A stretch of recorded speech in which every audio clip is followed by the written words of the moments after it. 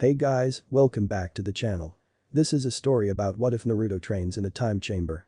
Before I start, please support for more amazing content and do consider subscribing to my channel and share this video with your friends. This is written by Cerulious and link in the description and support writer. Let's start the video. Chapter 1. Meeting new people and truth revealed. Most children love their birthdays. They can't wait for their parents, relatives, and friends to give them presents. It also means for some kids that they're one step closer to becoming a ninja. To do that, the highest honor to them. To be the greatest. Their birthdays are one of the greatest days of their life. Except for one Uzumaki Naruto. He absolutely despises his birthday. He just wishes he was born on a completely different date. He wishes his parents were still with him. He wishes that he had friends. He wishes he could have someone that says who loves him and that he could love back. But none of that can be his. As long as he's the demon brat, there's no way that they will think of him as anything else. But let's get back to the birthday thing. The reason he hates his birthday so much is because he can never go outside. Every time he tries to, they always chase him through the village, and if they catch him, well, let's just say it's definitely not pretty and usually involves kunai and shuriken. But alas, it just so happened that today was one of those special days. Right now we find Naruto huddled up in the corner of his room rocking back and forth. Naruto has sun-kissed blonde hair and oceanic blue eyes. He was very skinny and malnourished.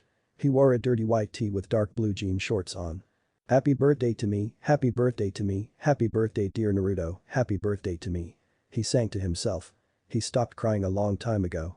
He grew accustomed to the fact that he's alone and is ready for the possibility of being alone for the rest of his life. Yep. It was just another one of those days. As he finished his celebration by himself, he could not help but feel a bit excited. Like the other kids, he had the desire to become a ninja. It would not only give him a chance to prove himself to the people, but it would also keep the villagers from attacking him. They wouldn't dare attack a ninja. As Naruto stood up, he started to get an eerie feeling. He had a feeling that tonight something is going to happen. Maybe he's just paranoid, but it wouldn't hurt to be careful.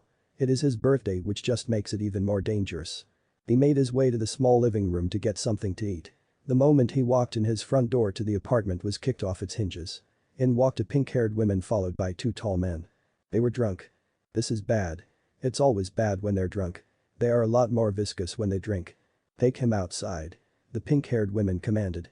He remembered her from the usually times they would capture and beat him. The men roughly grabbed Naruto and dragged him through the front door. Bad day indeed.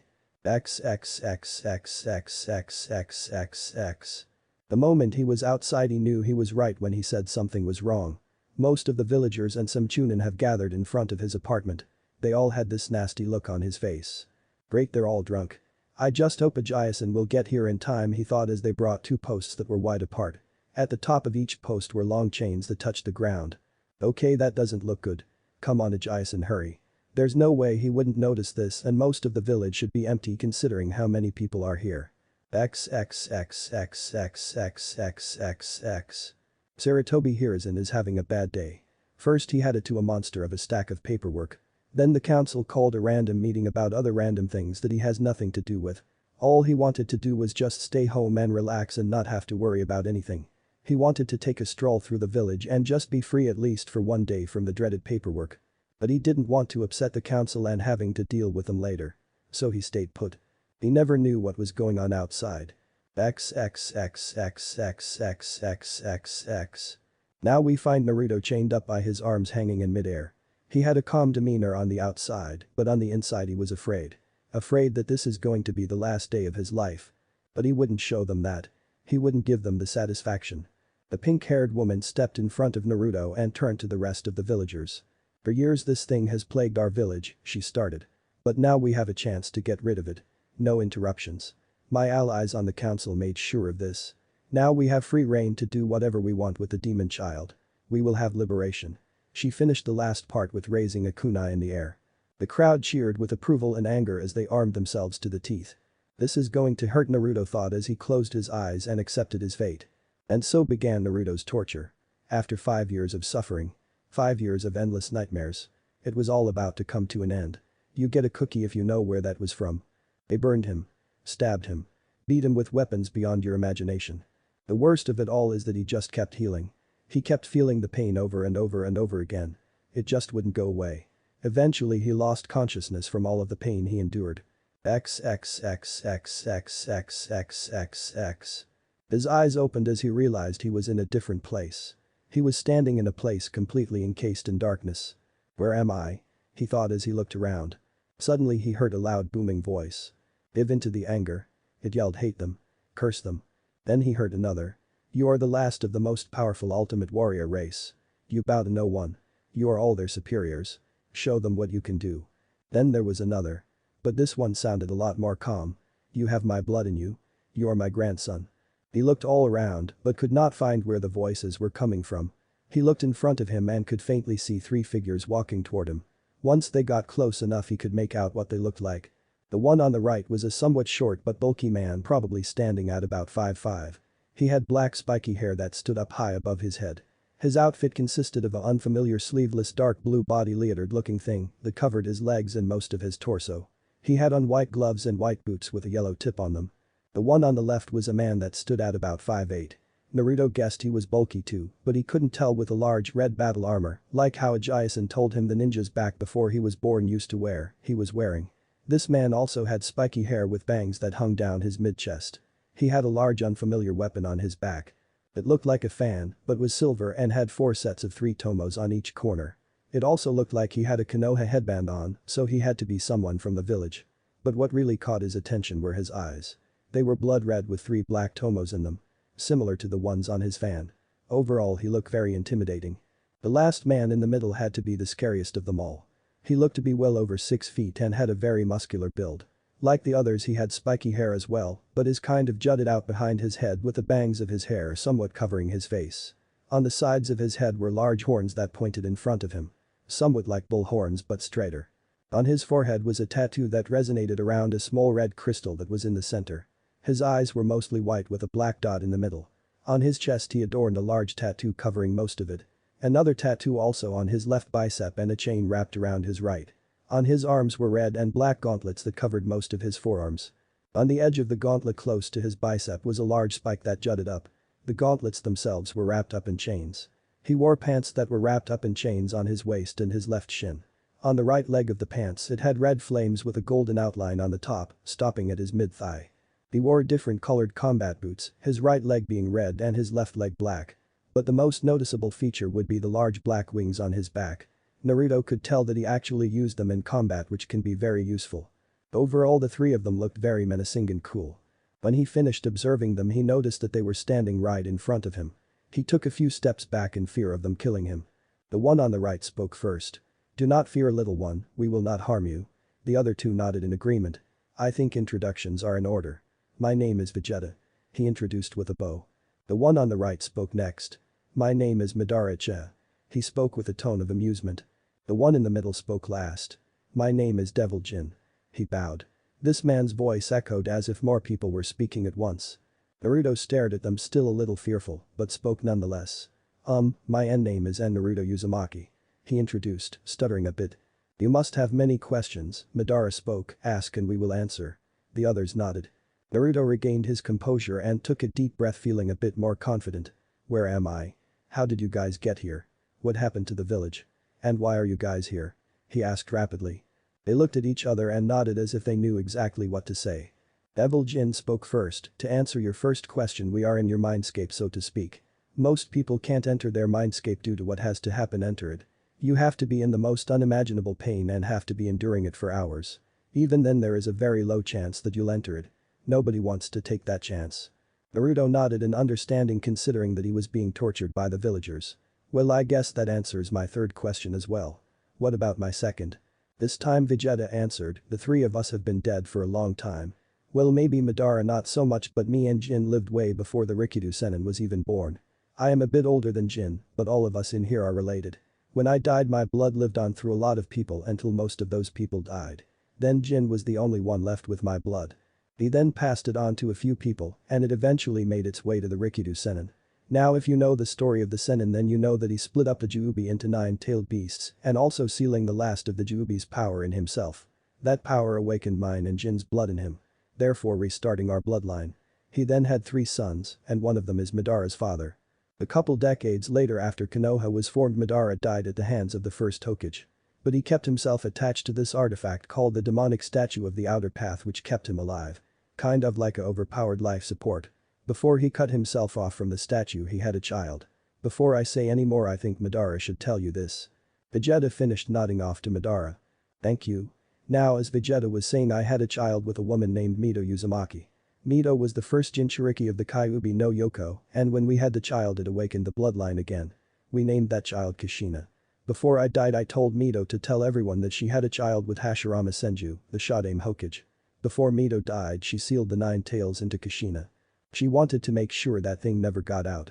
When Kushina grew up into an adult she had a child with none other than Minato Namikaze, the Yondaime Hokage. But something bad happened that day. Kushina grew sickly and the seal weakened. This gave the Kyuubi the chance to escape and so it overloaded the seal with chakra and busted out. In bloodthirsty rage it started to attack Konoha, destroying all in its path. There is absolutely no way to kill a beast with infinite chakra, so the only way to stop it is to seal it. Minato sealed the Kyuubi into the only thing it could. Their son. He couldn't bear to ask anyone else for a newborn, since that's the only thing the Kyuubi can be sealed in. Kushina died in childbirth and the Kyuubi breaking out of the seal. Minato died sealing it into the child because the seal requires a soul to be sacrificed. Do you know who that child is? Naruto Uzumaki. It didn't take a genius to figure it out. He has been asking the Hokage all his life if he knew who his father was. Now that he found out that the Sandaime knew about it the whole time he grew angry. Angry that this huge secret had been kept from the most important person to know it. It was me. He replied, anger leaking off of every syllable. That didn't go unnoticed by the other two in here. Yes, Madara replied, it was you. Now when the Kyuubi was sealed into you it triggered a chain reaction. From all the other times of our bloodline awakening and with mine added into the mix, it somehow brought us all into your mindscape. Here we've been fighting each other over a petty squabble, saying which of us was the strongest. Turns out we're all somewhat of the same strength in our own way. Now when we finished with it we were watching your life play out. And we didn't like it one bit. Those villagers are blind ignorant fools and deserve to die. So we made a deal we would teach you everything we know and in return you must promise us one thing. Naruto looked at him still angry from before. What's that? This time Jin spoke up. You must destroy Konoha.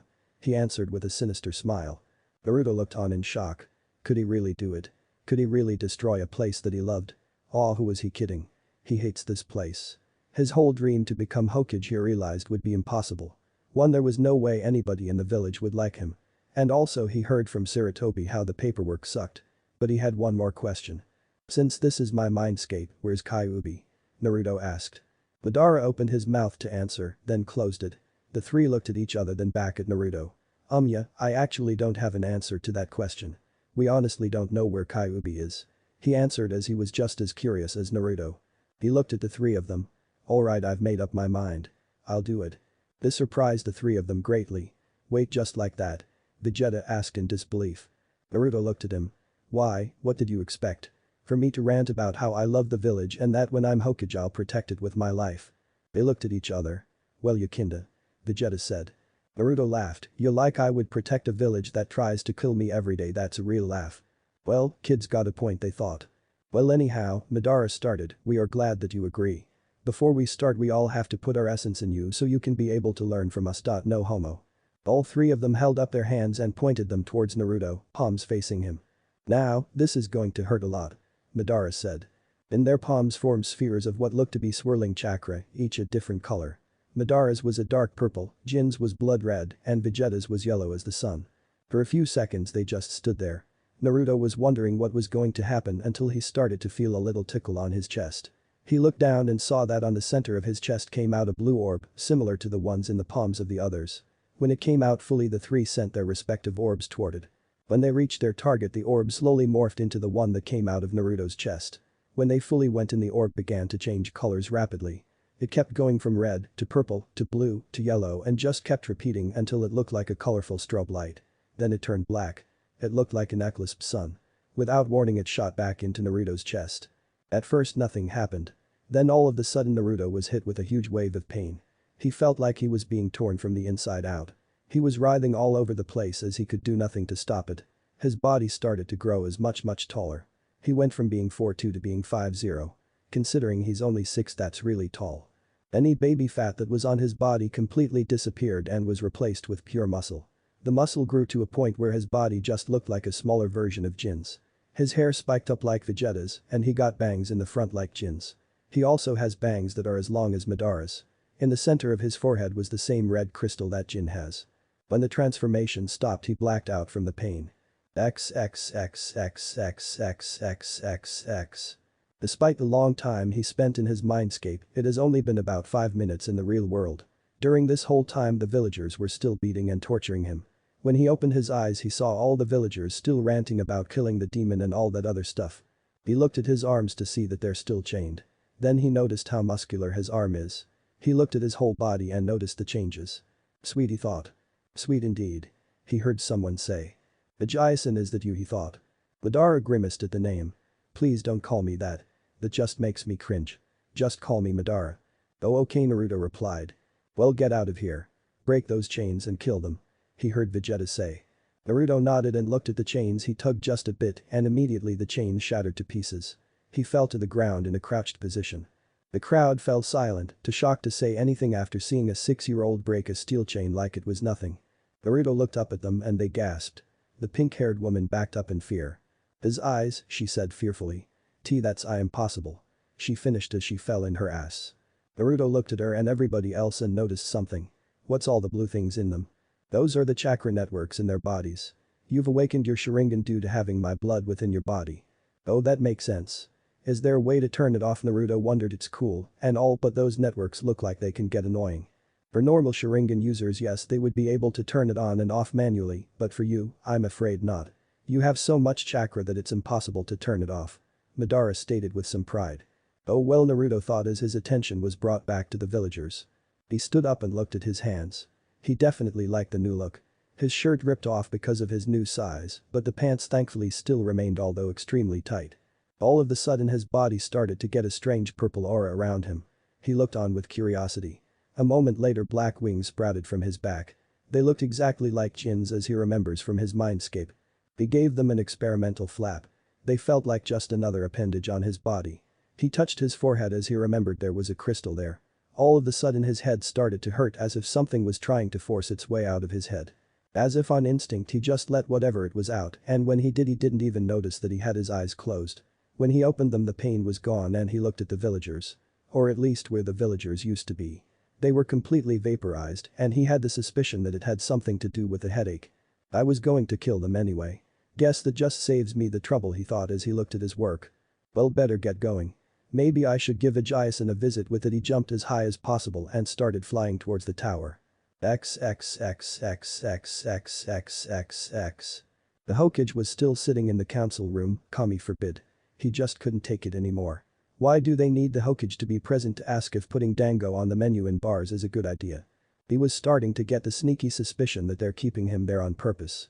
He looked at the calendar and saw that it was October 10th. For some reason he had a feeling that Naruto was in trouble. He had hired Anbu to guard his apartment, but he still can't help but feel a bit worried. He was going to check on him just to be sure. I am going to take my leave from this meeting.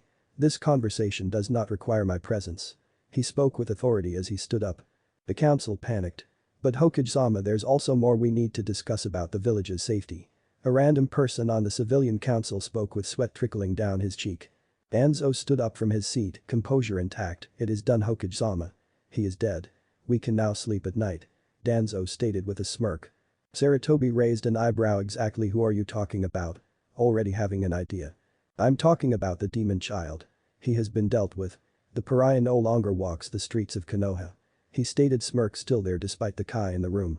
The moment he said, one of the clan heads jumped out of their seat and prepared to slit Danzo's throat, but was stopped by Anbu. Sume, stop. Sarutobi yelled. Sume Minazuka looked at the Hokage in disbelief. Don't tell me that you're siding with him. You're the one who is always defending Naruto. She yelled, not believing that he would just turn his back on Naruto. Sarutobi raised an eyebrow but shook it off. The only reason I was defending him was because I wanted to make him into a weapon of my own. Now that Danzo has disposed of him, I can't do that. Naruto was growing soft. A little too soft. Now that the Kyuubi is gone, we don't have to worry. He stated with a carefree tone. Sume looked at him with anger and stormed out of the council room. When she turned the corner she saw a boy almost as tall as her with the Sharingan staring at her impassively. She noticed the wings too but didn't feel scared because he felt familiar for some reason. Naruto stared at the woman in front of him. She gave off a vibe that said, don't fuck with me. She was a woman in her late 20s, well over Naruto's age. Her appearance was just animalistic. She has long, spiky, untamed wild hair with vertical slit pupils and elongated teeth and nails. She had purple fang-like marks on both of her cheeks, as well as markings over her eyes and a dark shade of purple lipstick. She wears the standard outfit of a Konoha shinobi consisting of a flak jacket and, from what Naruto could tell, a black suit underneath with the sleeves rolled up and bandages around her legs. Even with all the clothing, he could tell that she was well over a D-cup. She doesn't wear Konoha's headband, which just shows how much she doesn't give a fuck. She stared at him, still trying to figure out why he's familiar. "Who are you talking about?" "Ajayasan. Is what he said true?" he asked again, getting a little impatient. The moment he said that, she knew who this was but couldn't believe it. She smelled the air again. It smells like him. She definitely didn't sense any hinges, so it wasn't an illusion. "And Naruto?" she asked hopefully. Naruto then remembered about his changes and that nobody would recognize him. He was also surprised that this woman didn't outright try to kill him or call him names. He was even more surprised that she actually called him by his name. Yeah, it's me. I'm sorry, do I know you?" Now really curious and completely forgot about what he was talking about. "Oh, you sorry, my name is Tsuma Nizuka. Excuse me for being nosy, but were you attacked? The council and was saying that you were dead." That brought Naruto back to what he was saying. His eyes hardened. "Yes, I was attacked. Though they did not succeed. Now tell me. Is what the old man said true? Did he never care?" he asked with a hint of anger. Tsume's eyes softened. "I'm sorry, Naruto. He's not really the man you think he is." Despite his anger, he couldn't help but let some tears fall. "Then I really am completely alone," he said with sadness in every word as his heart ached. Tsume's heart wrenched as she saw how hurt he was. She didn't know what to do, so she just hugged him. She let him bawl his eyes out. She couldn't help but feel hurt herself when seeing him sad. It made her heart ache too. She would try to figure out why later. Right now Naruto needs help. When he was done crying, he looked at her and couldn't help but smile. Maybe he doesn't have to be alone. Maybe he can have a friend in her. "Thank you, Tsume," he said as he felt a lot better. He now felt really comfortable around her. "You don't have to be alone, Naruto. How about you stay at my compound? Council be damned if I let you stay alone anymore," she said as she was happy that he felt better. Naruto looked at her in surprise. He weighed his options. On one hand, he could stay at his apartment and keep himself distant. Maybe even leave the village. On the other hand, he could go with Tsume and live with her. Probably make new friends. Naruto chose the obvious. "I would love to stay with you," Naruto said with a sad smile as the previous conversation still haunting his mind. All those times the old man has been nice to him were a lie. At least now he has a chance to start over. "By the way, Naruto, what happened to you? The last time I remember seeing you were a little shrimp with blonde hair and not even close to being as handsome as you are now," she stated with a smirk at seeing his blush. "Hey guys, should I tell her?" he thought as he really wanted to tell her about Madara and the others. "Knock yourself out. I can tell this girl really likes you, so can't hurt to tell her," Madara replied, happy that at least one person actually cares. Naruto nodded, then looked back at Tsume. Can we go to your compound first? I kind of don't want anybody else to hear this," Naruto stated as he sensed some people approaching. "Sure, just meet me at the compound," she said as she wanted to get there quickly. "No need, I'll take us there. All tell me where to go while we're in the air," he said as he made his way to the nearest window. "In the air?" she asked with curiosity as she followed him. He turned around and faced her. "Hold on," he exclaimed as he wrapped his hands around her waist and jumped out the window. She made a loud eep noise as he started to flap his wings and started to make his way to where he knew the clan compounds were located. "Boo!" she yelled as she looked like she was having the time of her life. To make it better, he started to do twists and turns and loops. All kinds of flying tricks. Eventually they made it to the compound, which somewhat saddened Tsume as she wanted to stay close to him like that. She knew he was only around Kiba's age, but she couldn't help but be attracted to the gaki. Having scared away her husband and no one to love didn't help the situation. "Alright, let's go inside. Even though it's dark out, I bet the gakas are still up," she said as she made her way to the door. "You have kids?" he asked, a little saddened. "What's wrong?" she asked, hoping she didn't do anything to upset him. So does that mean you have a husband?" he asked, trying to hide the obvious jealousy in his voice. Tsume smirked as she noticed it. "Why are you jealous, Naruto?" she asked, trying to embarrass him. He stuttered, "You millimeter and no," he said, cursing that his stuttering wasn't helping the situation. She smiled at him. "It's okay, Naruto-kun, and no, I don't have a husband," she said as she opened the door to the house. She missed the smile Naruto had on his face. Like Tsume said, when they walked in, all of the lights were on and you could hear chatter in the living room. Naruto followed Tsume as she walked into the living room. When they entered, he saw a girl that looked to be in her mid-teens. She had brown hair which she wore in a ponytail with 2 locks of hair framing her face and large black eyes. She was wearing light lipstick on and fang-like tattoos on both of her cheeks, in addition to a tattoo on her upper right arm that resembles a flower. She was wearing a black tank top with words on saying "Don't fuck with this bitch," showing a generous amount of cleavage. Just from that shirt he could tell she was probably a D-cup like Tsume. The only other thing she was wearing was a black lace panties, so he could see her very creamy legs. Overall, like her mother, she was drop-dead sexy. "Hana, we have a guest." Tsume said. She gestured toward Naruto. "I'm Naruto Uzumaki, nice to meet you," he said, trying to give his best impression but couldn't help but blush due to her clothing. Or lack of clothing. Hana looked up from a book she was reading and stared at Naruto. "Mom, what the hell are you talking about? Since when does Naruto have the Sharingan?" Hana asked as she stared into Naruto's eyes. "Oh, it's him alright. Although the Sharingan part I would like to know as well," Tsume stated as she sat next to Hana. Naruto sat on the floor in front of them as he took a deep breath. "Well, get comfortable cause it's a long story." When Naruto finished his story he looked at the 2 women to gauge their reactions. He knew it was a lot of information, so he gave them some time to think. A few moments later he was jumped on and smothered between 4 large mounds. "Oh Naruto, I never knew your life was so hard. I don't know how any little boy could endure such treatment." Hana yelled as she cried into his shoulder. "I knew it was bad, I didn't know it was this bad though. People can be so ignorant. I wish I was there to help you." Tsume cried as she too wept into his other shoulder. "It's okay really, I'm okay. I mean yeah, it hurt but I'm fine now, forget about the villagers. They got what was coming to them anyway," he stated as he remembered how he vaporized those people. "Well, no more. For now on you will be living with the Inuzuka clan.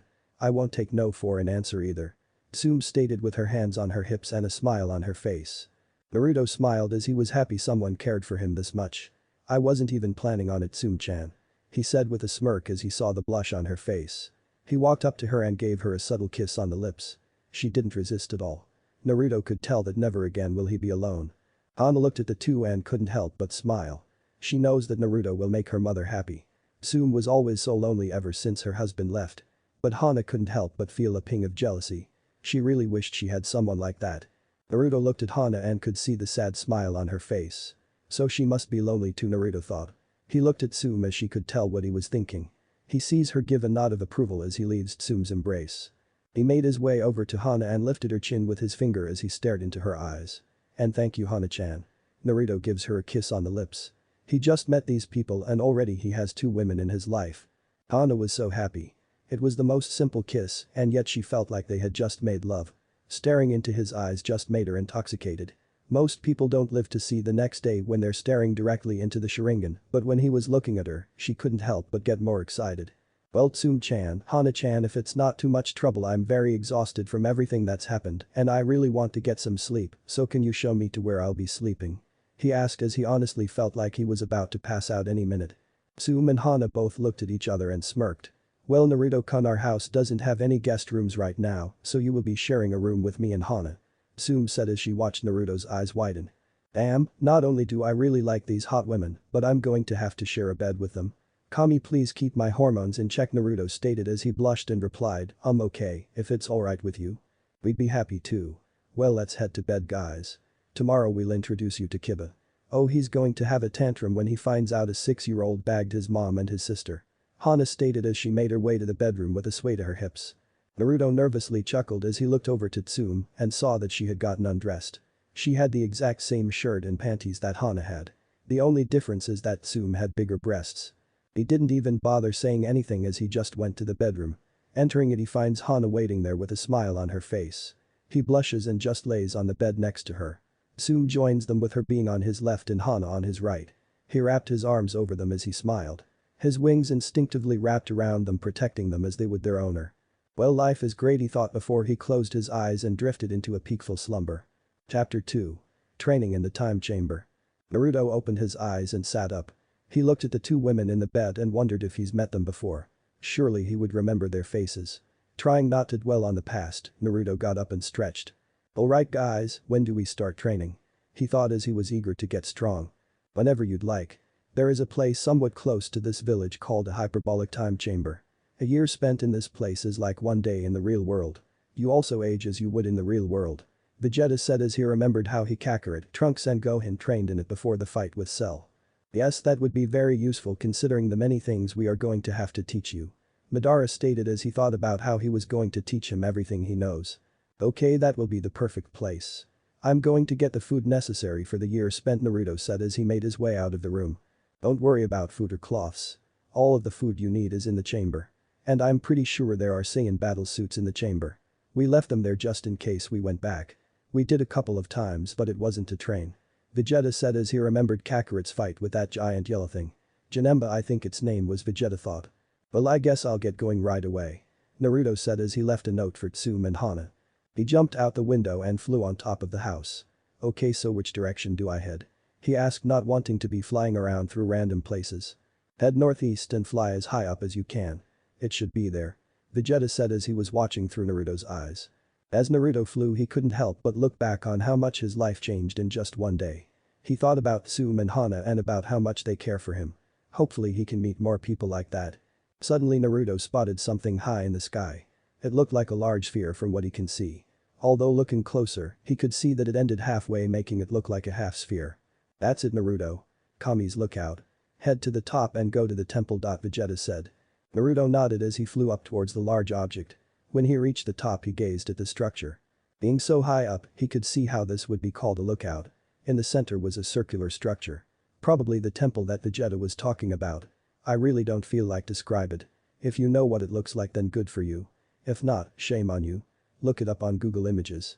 Naruto descended down on top of its surface, blowing out so dust from the momentum of his wings. As he started to walk towards the temple, he couldn't help but feel that he was not alone. I sense a large power level inside the temple. Be careful. Whoever is in there, they're extremely powerful. Probably even stronger than the three of us combined. Vegeta said as he had a sense on who it was. Naruto nodded as he was on guard.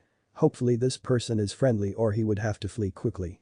As he made his way inside, Vegeta told him that the power level was definitely close. Whatever it is, it should be right around that corner. Vegeta stated as he was anxious to see who it was. When Naruto turned the corner, he saw something he did not expect. It was a large man inside what looked to be a glass capsule filled with water. He had black spiky hair that went in all directions but didn't fall down. He wore a dark orange guy over a dark blue undershirt. He wears dark blue wristbands, along with dark blue boots that are outfitted with yellow laces.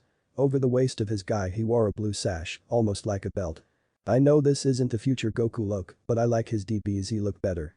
I can't believe it. Vegeta exclaimed as he was looking through Naruto's eyes. What, who is this?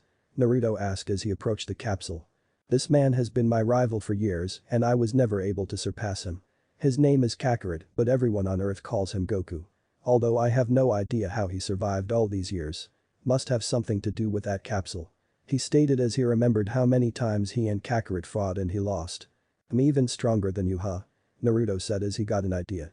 He stepped back a bit and reared back his fist. With all of his momentum he punched the glass with the desired effect. The glass shattered to pieces as the water came pouring out. The man began to fall, but Naruto caught him, being a lot lighter than he expected. A few seconds later Goku came to as he opened his eyes and took in his surroundings. He noticed a young man a bit shorter than him holding him. He must have been unconscious, cause that would explain why. Then he remembered why he was in the capsule in the first place. Hiya. My name is Goku. Goku exclaimed loudly with a carefree tone. Kakarot, can you please quiet down? You only said like 5 words and yet I'm already annoyed with you. Naruto said as he covered her ears. Goku looked at him for a second and then his eyes widened. Vegeta, you're still alive. I thought I was going to be the only Saiyan left thanks to this capsule. You're a lot smaller than I remember though. Goku said as he measured Naruto's head to his chest. Okay, first of all, I'm not Vegeta, although he is my ancestor. And second, don't mock me about my height. Naruto yelled. He may not be short anymore, but it was still a touchy subject. Goku seemed to stare at him for a bit before he smiled. Sorry, it's just that nobody besides Vegeta calls me that, so I just thought you were him. Goku stated in a lower voice and slight embarrassment. Anyway, how are you still alive? From what Vegeta told me, the Saiyans lived over 1,000 years ago. Naruto asked as he could hardly believe someone can live for 1,000 years. Well, Kami had a vision that a young warrior will awaken the Saiyan blood after the race has died out. Being only me and Vegeta were left. So Bulma made me a life-preserving capsule that can keep someone the same age and their body intact for 5,000 years. Though I only needed 1,000. I was to be the one that meets this said person and teach him all of my abilities. Goku said as he was stretching to get the kinks out of his body. Well, aren't you lucky? You not only get me to teach you, but you also get the most powerful Saiyan in history. Oh, and speaking of training, I want to hurry this up and start as soon as possible. Tell Kakarot to bring us to the time chamber. Vegeta said as he hates it when people just stand around and talk when they can be training or fighting. Don't we all? Okay, well, that's an interesting story, but can we please get to training now? I want to start as soon as possible. Take me to the chamber. That would be the best place to train, Naruto stated. Oh, you know about the hyperbolic time chamber? Okay, well then I guess you should know the Kami increased the time you can spend in the chamber to 5 years. So get ready to have 5 years of non-stop training. Goku exclaimed with a thumbs up as he teleported in front of the door to the hyperbolic time chamber. Naruto shook his head as he made his way into chamber followed by Goku. When they were inside, the minute the door closed, Vegeta, Madara and Jin popped out of nowhere. Naruto almost fell over from the startle they gave him. What the hell was that? I almost had a heart attack. Naruto exclaimed as he was genuinely terrified from that. It seems that this time chamber pulls any power source out into its plane. Even if they're in someone's mind. Madara stated as he looked around. Goku turned to Naruto. Alright, what do you want to work on first? Physical training, spiritual training, Kai training. We have 5 years, so plenty of time. Goku stated as he wanted to get an idea on what to train Naruto in. Yes, now you can be trained by 2 Saiyans, which is way better than 1. Plus, mine and Vegeta's moves are completely different, which means that your arsenal will just be that much bigger. Goku exclaimed as he was really excited. This kid might eventually become stronger than him. I have an idea. How about each year will be divided to a respective teacher? The first you will be giving me physical, spiritual and Kai training, second will be Vegeta who will be doing the same, third is Jin, one of my ancestors, who will teach me to master his fighting style, and fourth will be Madara, my grandfather, who will teach me all of his shinobi techniques. The last year will be training for whatever you guys think I need to be trained in. Naruto said, explaining each role of his teachers. Also Naruto, it's best that I teach you this technique now. It's called the Shadow Clone Jutsu. These are solid clones that when destroyed or dispersed, will give the information throughout that clone's life back to the user. This also works for physical training as well. Madara said as he sent a mental image of the hand sign to Naruto. Practice those seals and learn the jutsu. Make clones every time you start your training to do multiple things at the same time. Madara stated. Alright Naruto, after you're done spacing out you want to start training? Goku asked as he was watching Naruto staring off into space. Sure, let's get started. In Konoha. Tsume stirred awake not too long after Naruto left. She looked around and saw that Hana was still asleep and that Naruto was gone. She got up and went into the kitchen to see that he wasn't in there either. A little worried, she went into the living room and saw that there was a note on the table. She went over and picked it up. Dear Tsume-chan.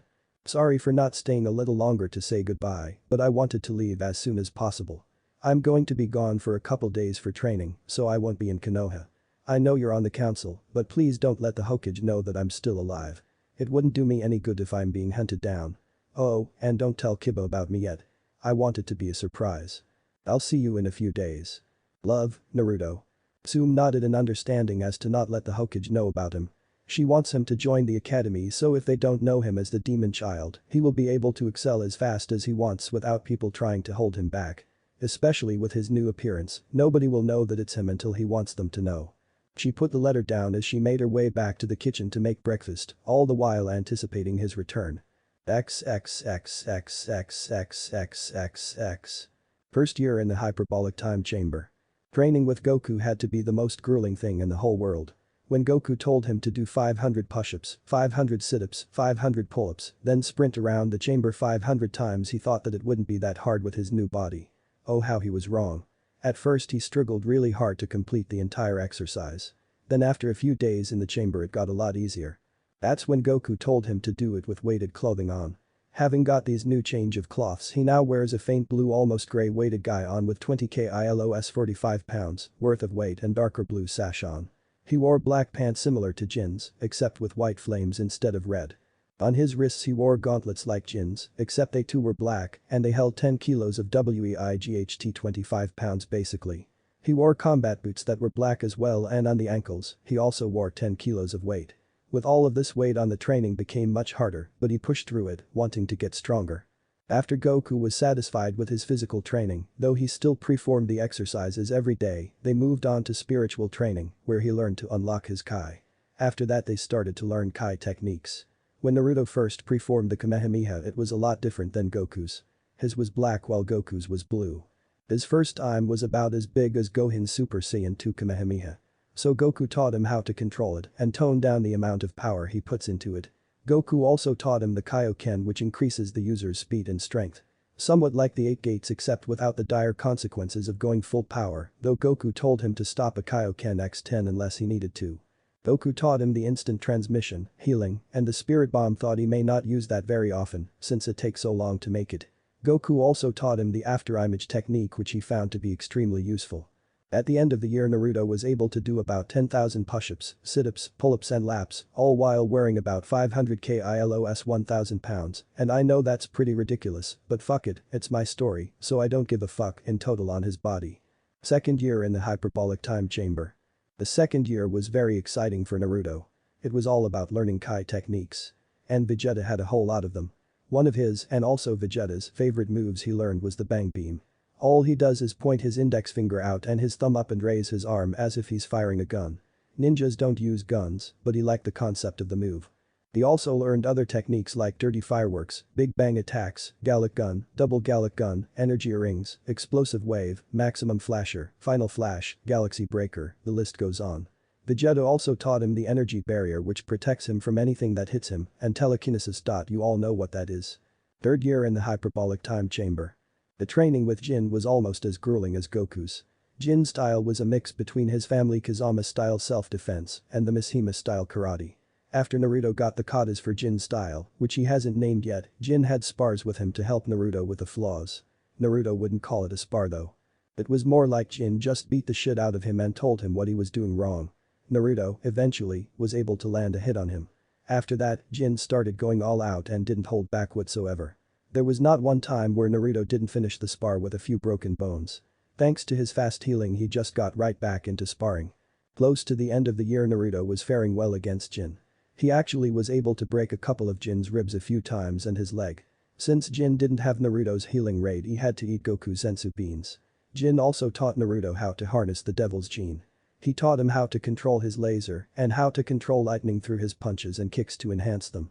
When Naruto finally mastered the style, Jin said that he can give it a name. Naruto thanked him and said that he would do it later. Fourth year in the hyperbolic time chamber. This year had to be the most exciting for Naruto. Every technique learned during this year were enormously destructive. Before they even started, Madara had him doing numerous chakra control exercises. Naruto completed water walking, tree walking, kunai spinning, and even an exercise called waterfall running, pretty self-explanatory, though he was still having trouble with that. Madara knew just about every jutsu there was to know. Even some he only knew. He taught him how to control and master the power of the Sharingan.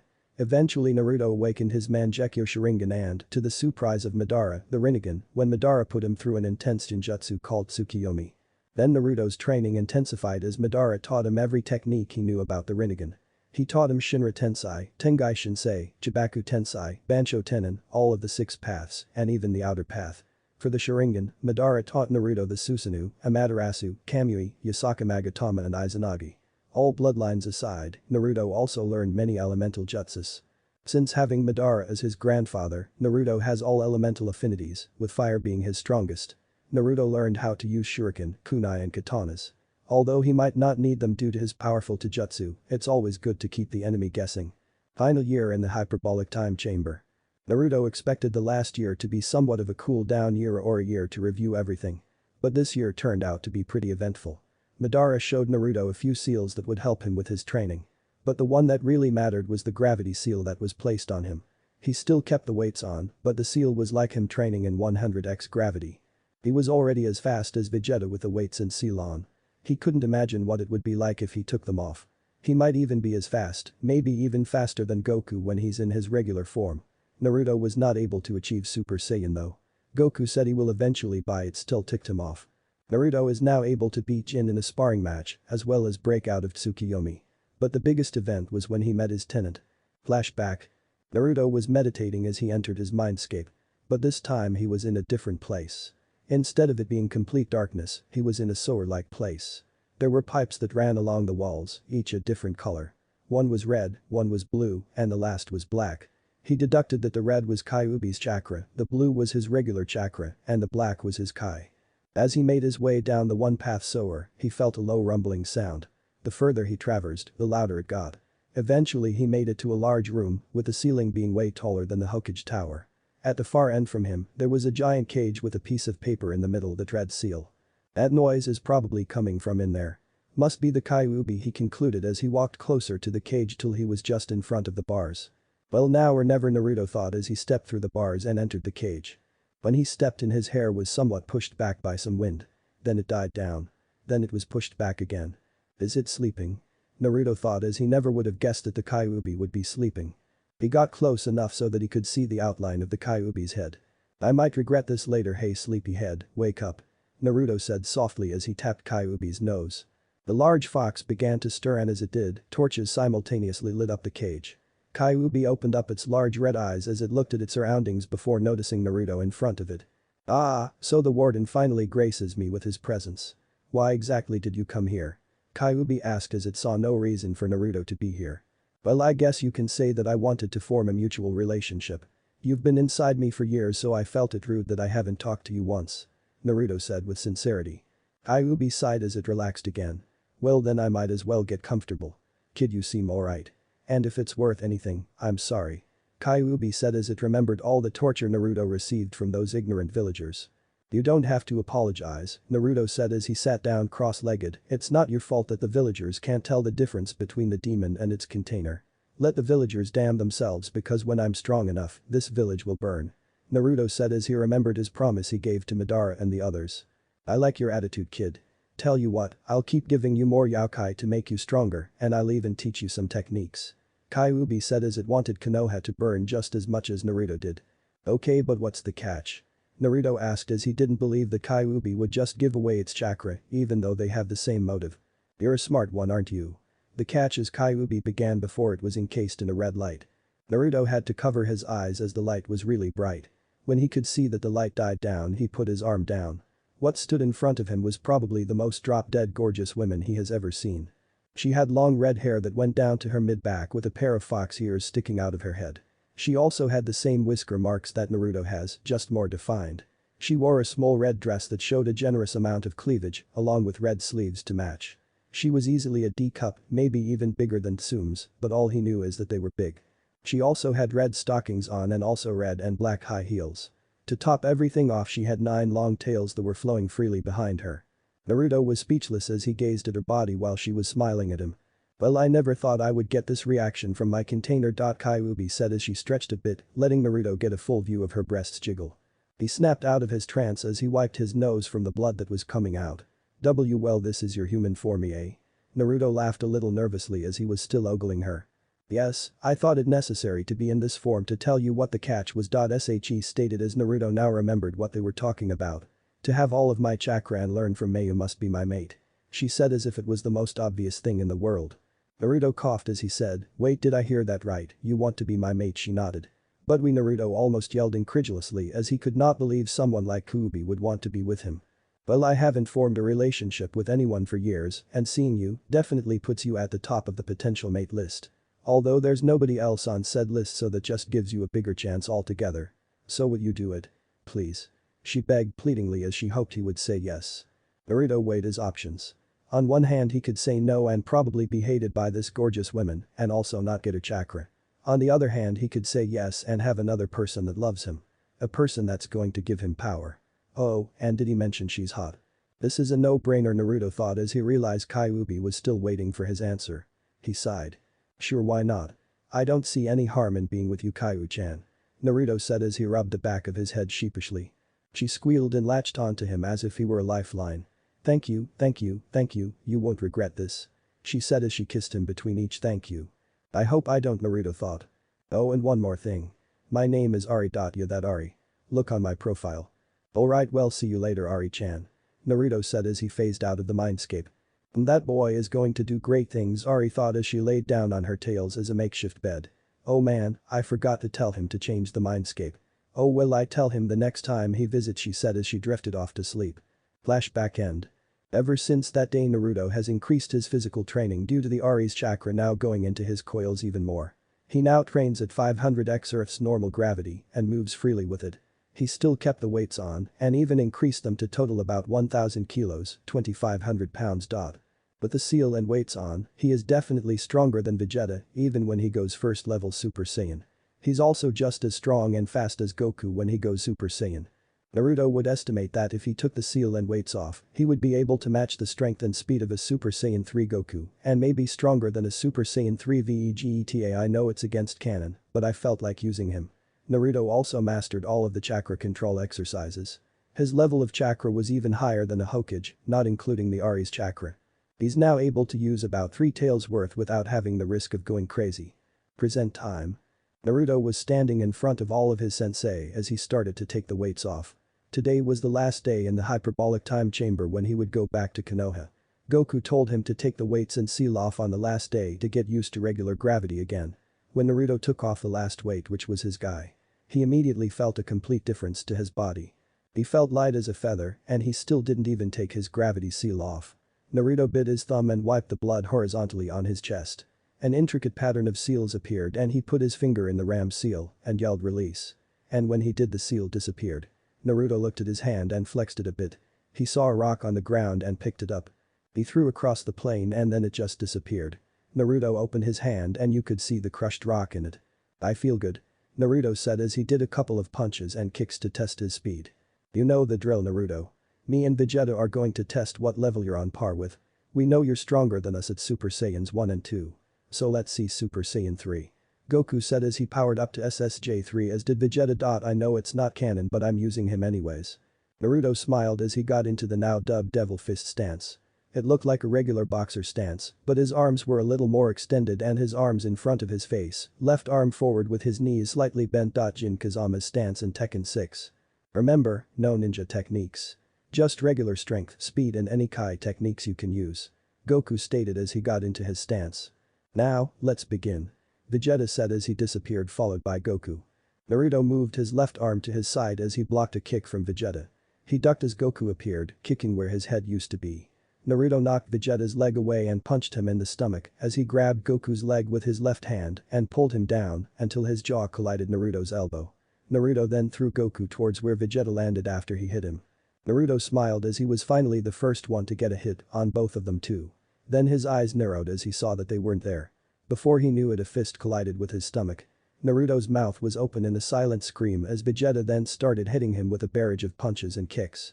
He punched him in the gut again before his hand glowed into a Gallic gun and blasted Naruto away.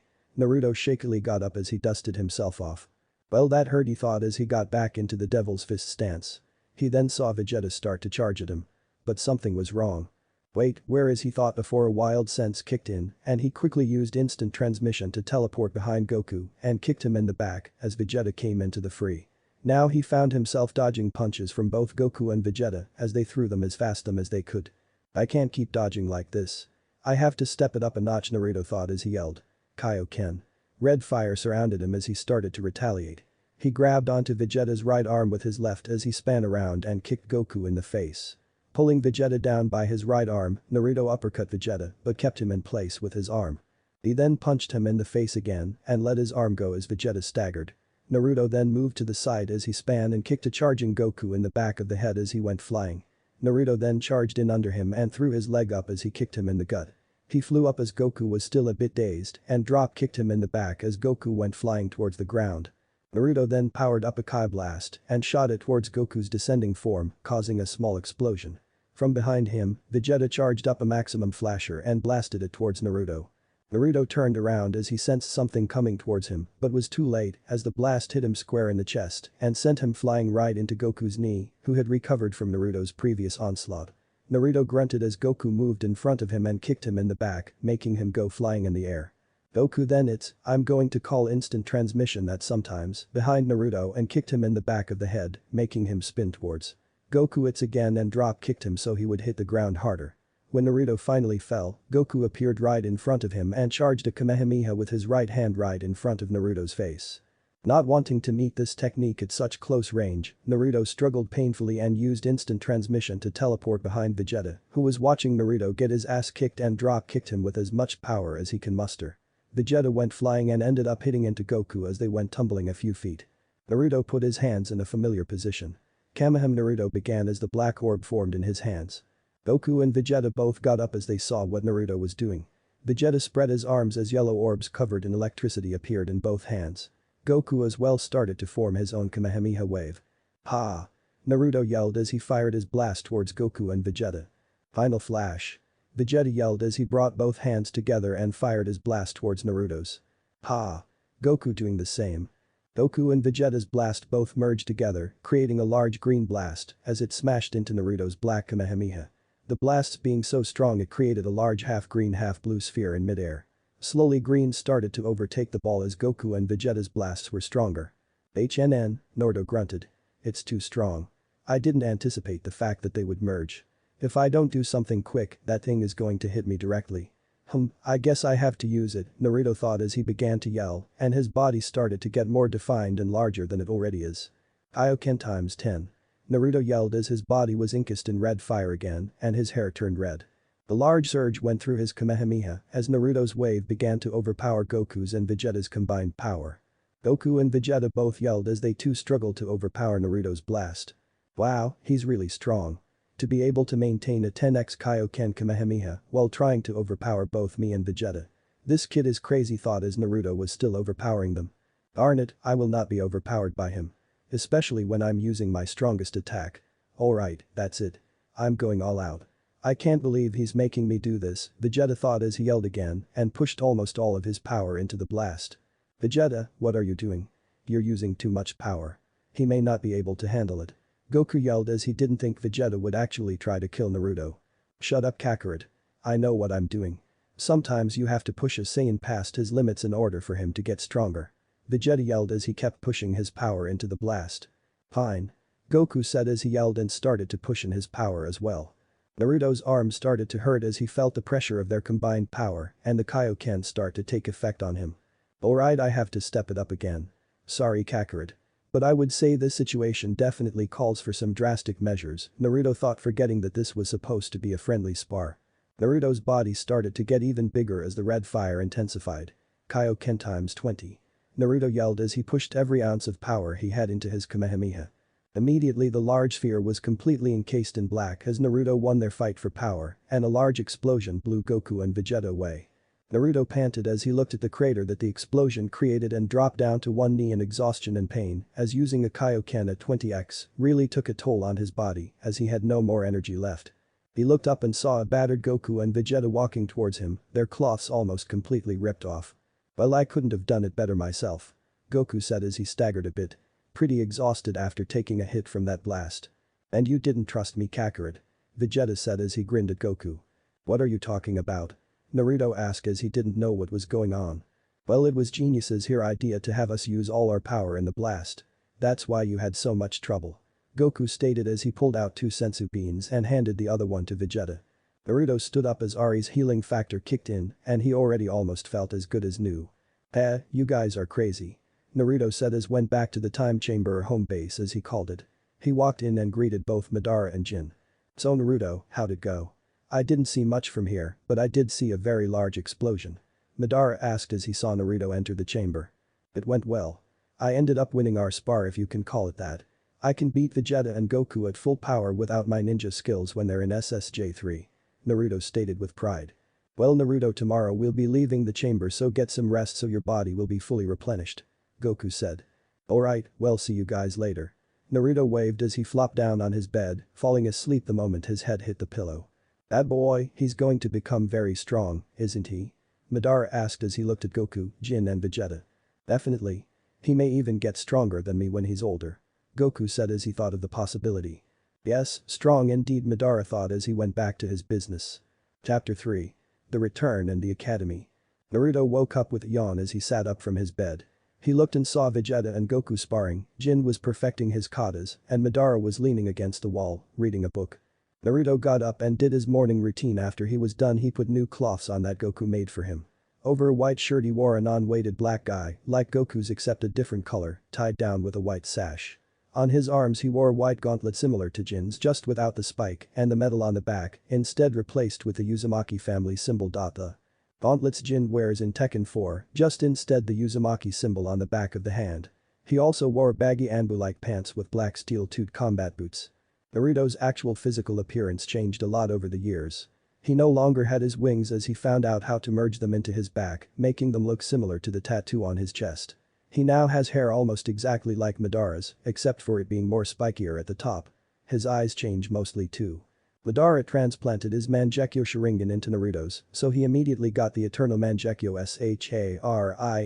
Sharinganems. He always kept the EMS in his right eye and the Rinnegan in his left.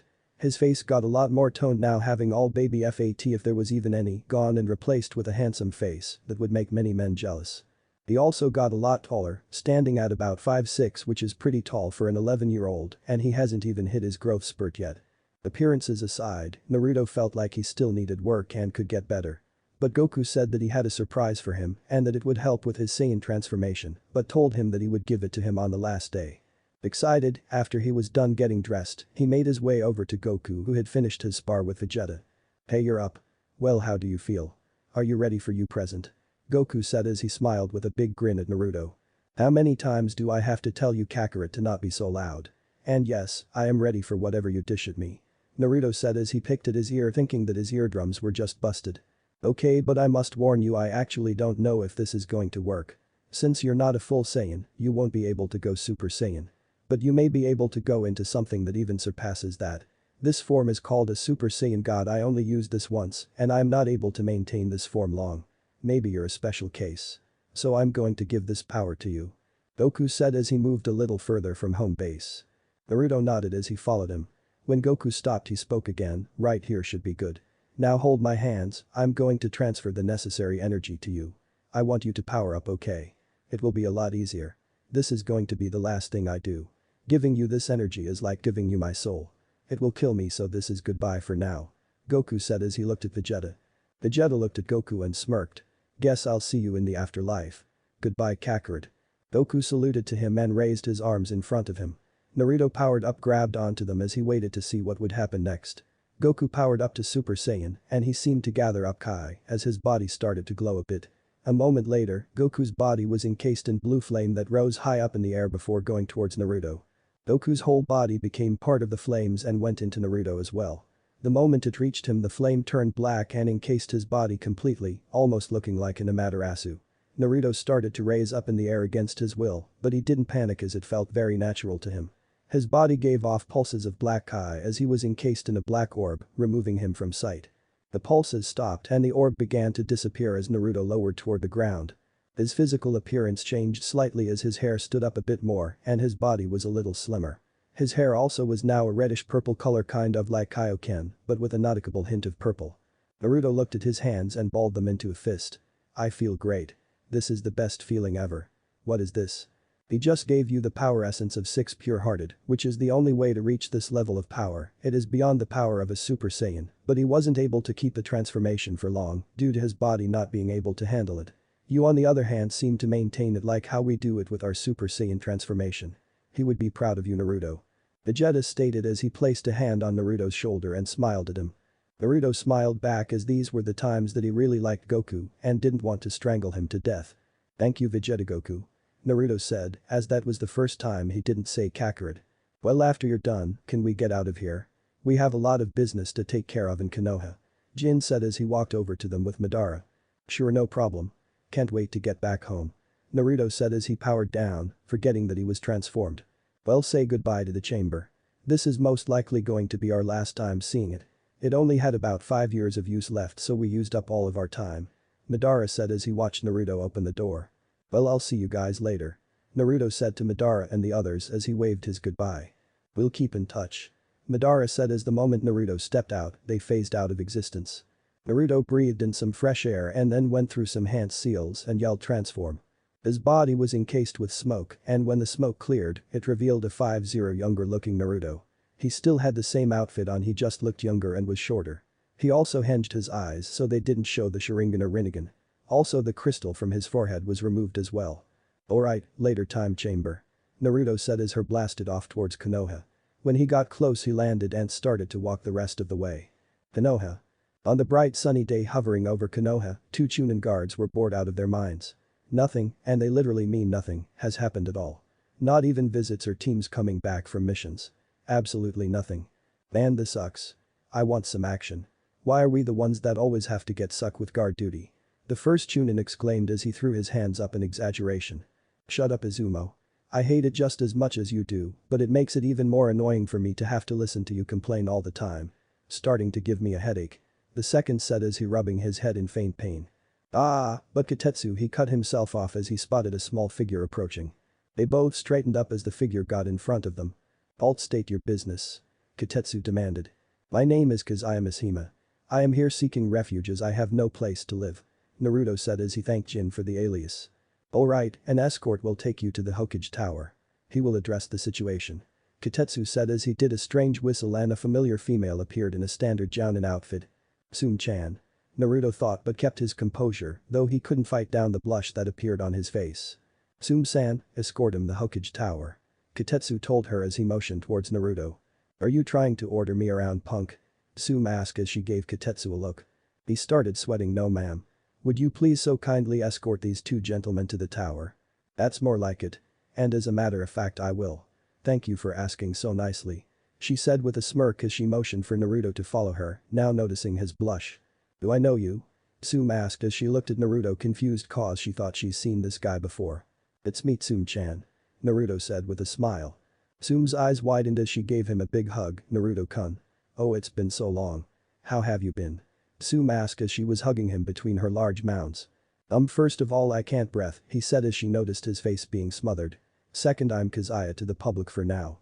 The only people that can call me by my real name is Hana-chan, you and Kiba-san once I meet him. Third, I've only been gone for 5 days. Naruto stated as he wanted to set the rules on when to be called by his real name. Oh well it felt like a few years.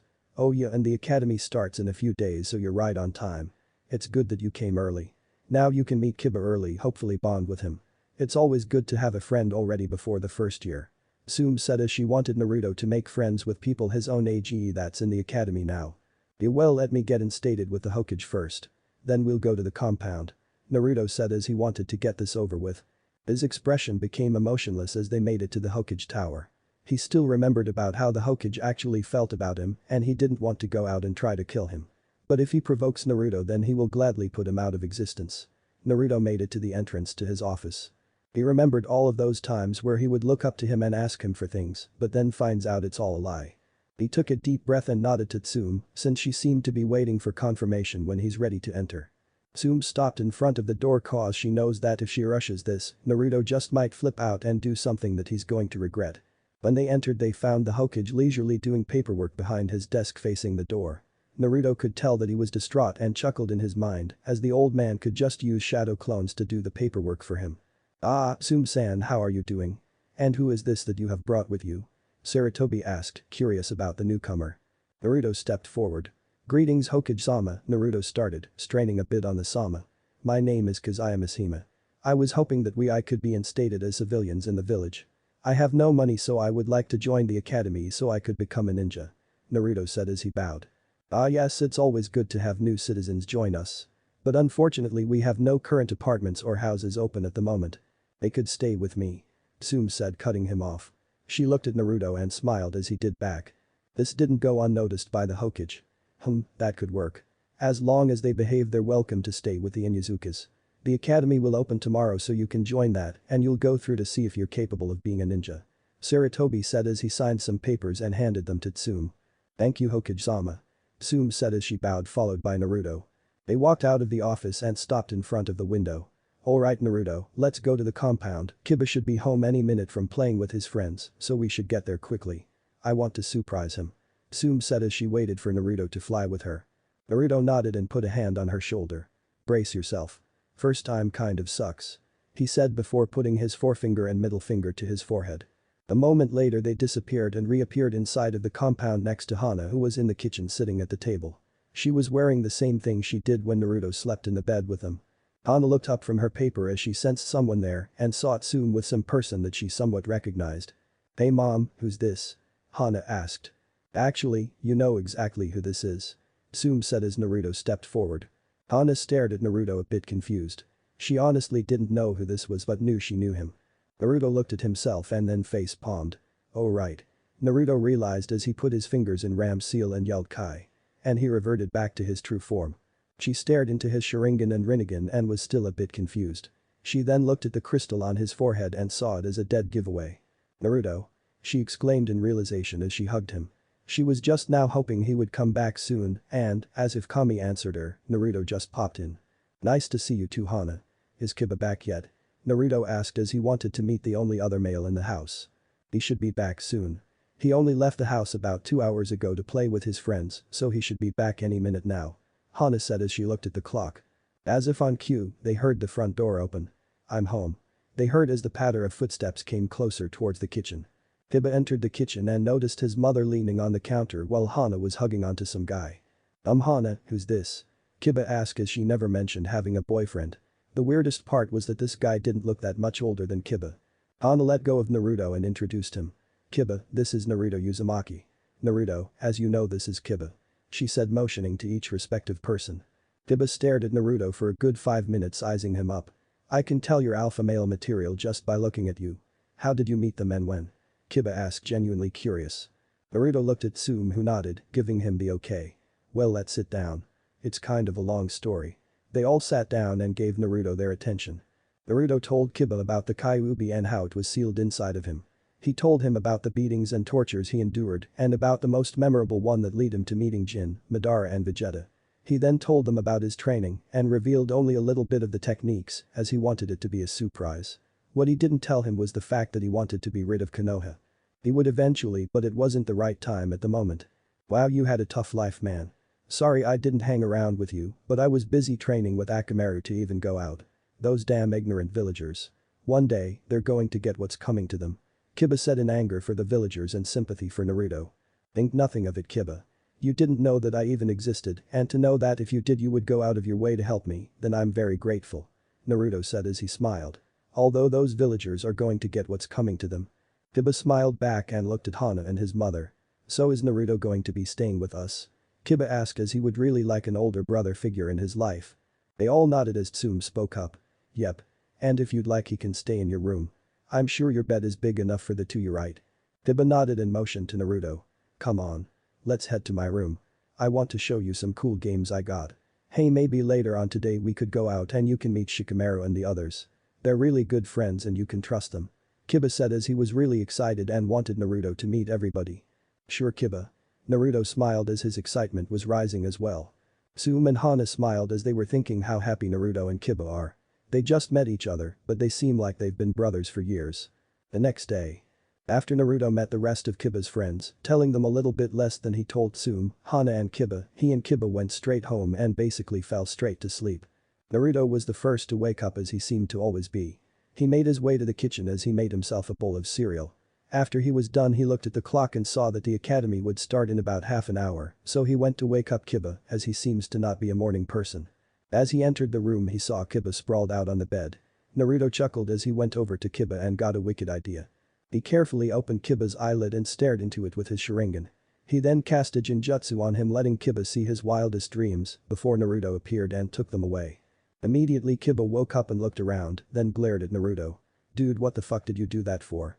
Kiba exclaimed as he's already starting to hate Naruto being here. "Kiba, I never would have took you for a furry lover." "Well, I guess everybody has a side to them that you might not want to know. Also could be the fact that you're an Inuzuka and you hang around nothing but dogs," Naruto said as he smirked at Kiba. Kiba still kept his glare, but he didn't say anything. He got up and got dressed, then made his way to the kitchen. When they got there they saw that Tsume and Hana were already there, probably waking up from the noise Kiba made. "Sounded like you guys were fighting, everything alright?" Tsume asked. "Oh, everything's fine. Just that Kiba didn't seem to agree with my methods of waking him up," Naruto said as he smirked again at the glare Kiba was giving him.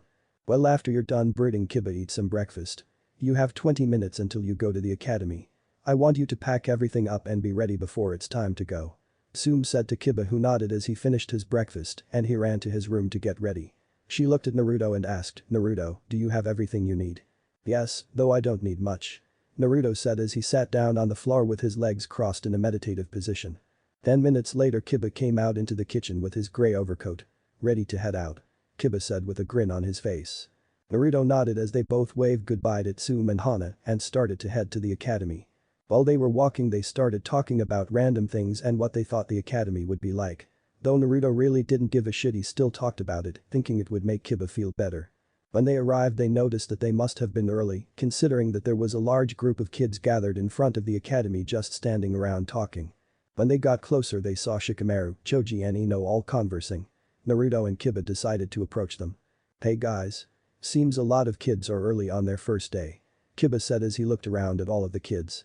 "Yeah, most of them are really excited to become ninja, but it's just so troublesome," Shikamaru said while he was laying on the ground staring at the clouds. "Come on Shika, can you put aside your laziness for just this once and take this seriously?" Ino yelled. Shikamaru snored as he seemed to fall asleep, as if he didn't even hear her. She fumed, about ready to punch him until they started to hear a commotion.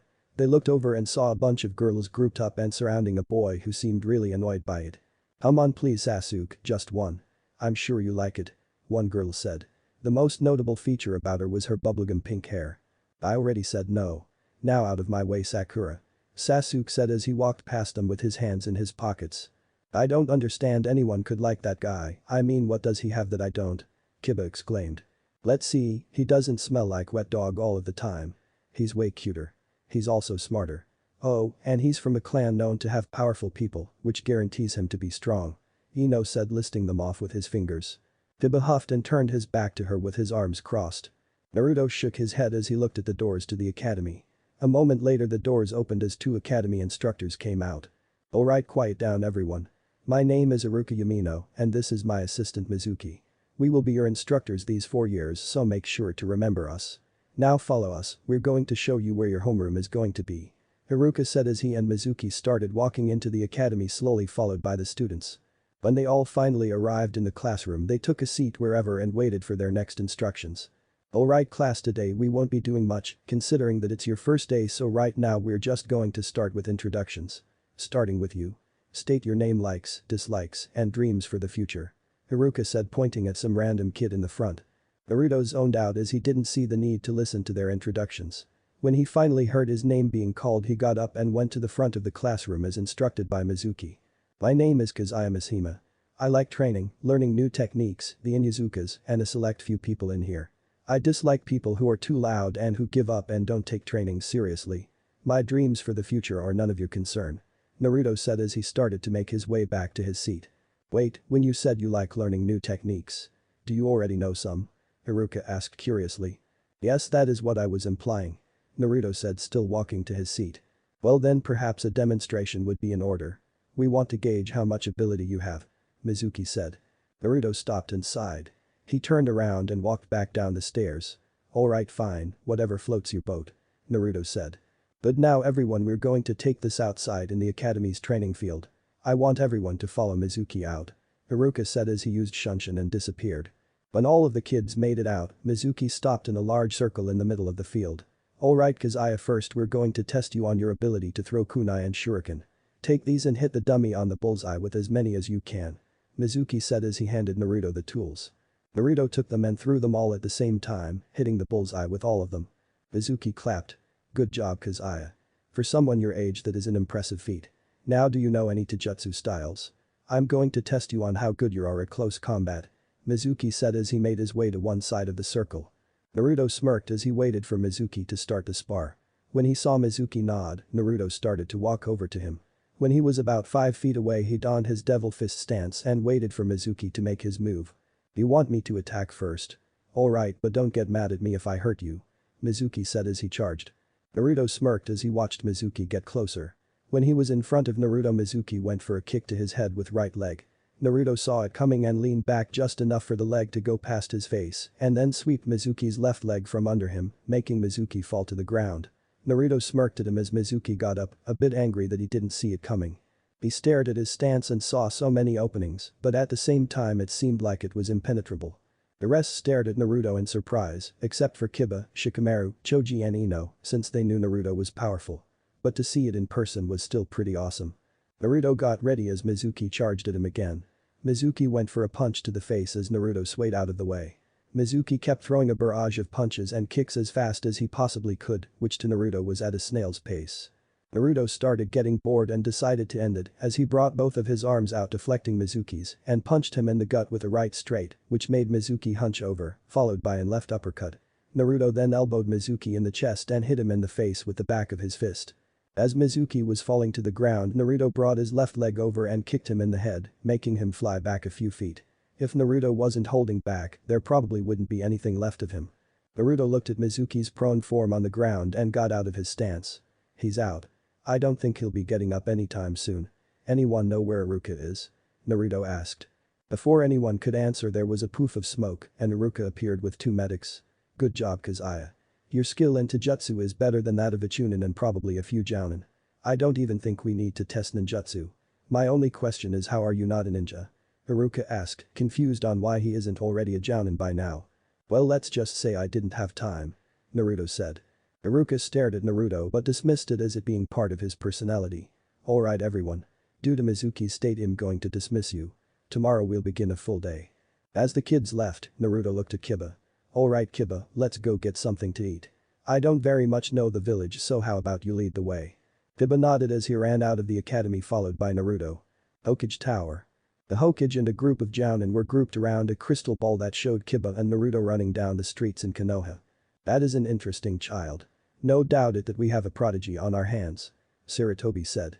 Indeed, though we must make sure that we have his loyalty. A kid that powerful will no doubt be a threat if he decides to go rouge. Danzo said as he was already thinking of the ways he could use Naruto for his own purposes. Yes, I agree. After the failure with Naruto, upon making him a weapon, this Kazaya will make an excellent replacement.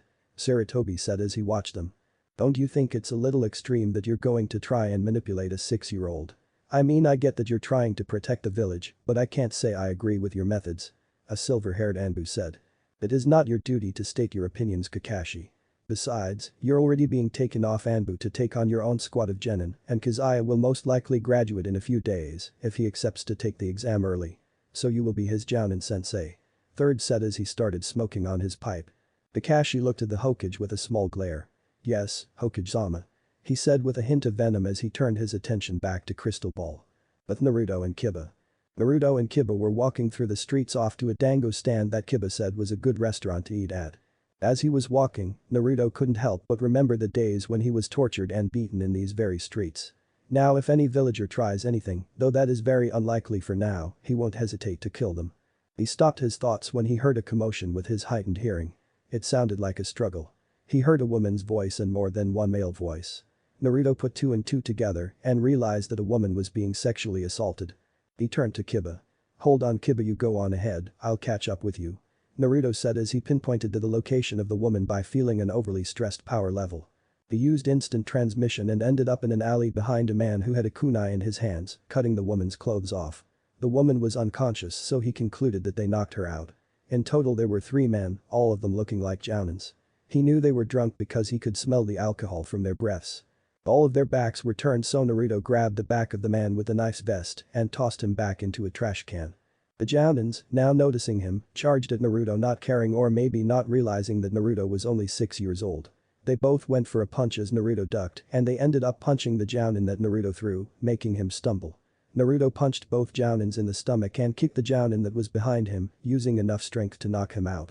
He then grabbed both of the Jounin's heads and hit them together, knocking them out as well. Naruto looked at his handiwork and brought his attention to the woman. He walked over to her and undid her bindings. He saw that she had chakra suppression seal on her back, so she must be a ninja. Naruto looked and saw that most of her clothes were gone because of the men. The only things noticeable about her were that she had purple hair and was pretty well endowed. Before he could respond, a silver-haired Anbu with a dog mask popped out of nowhere. Alright, that's enough Kazaya-san. You can go home now, I'll take care of things here.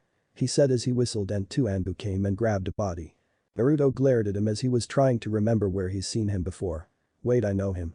He's that Anbu that was supposed to protect me on that day. Instead he did nothing but stand by and watch as they burned me. Oh, you'll be next on my list after I kill the Hokage. If only I knew your name. Who cares?